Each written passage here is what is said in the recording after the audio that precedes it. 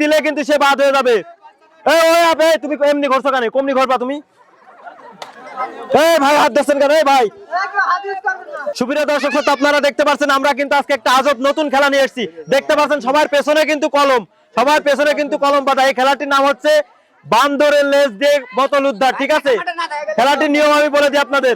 আপনারা কলমে হাত দিবেন না, যে কলমে হাত দিবেন সে কিন্তু বাদ হয়ে যাবেন। কলমে এখান থেকে দৌড়ে যে পেছনে ঘুরে বোতল কলমটা পুরা বোতলে ঢুকায়ে যে প্রথমে নিয়ে আসতে পারবে সে ফার্স্ট হয়ে যাবে। ঠিক আছে, ফার্স্ট সেকেন্ড থার্ড তিনটা পুরস্কার আছে। ঠিক আছে, দেখতে পাচ্ছেন ভাইরা কিন্তু অতি দ্রুত আসছে। দেখা যাক কে কে প্রথমে, দেখা যাক কে হাত দিলে কিন্তু সে বাদ হয়ে যাবে।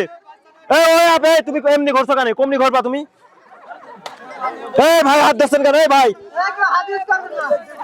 হাত কেউ দেওয়া যাবে না, কেউ হাত দেওয়া যাবে না। দর্শক দেখতে পাচ্ছেন একজন প্রার্থী কিন্তু হয়ে গেছে।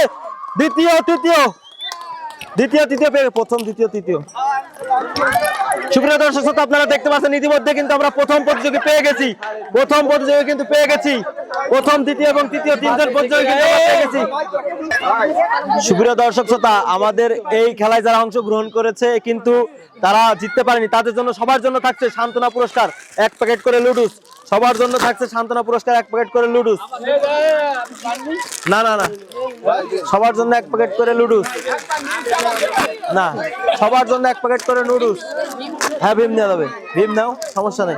হ্যাঁ, সুপ্রিয় দর্শক শ্রোতা, এবারে কিন্তু আমরা এই খেলার প্রথম প্রতিযোগী পেয়ে গেছি। প্রথম প্রতিযোগী নাম কি ভাই?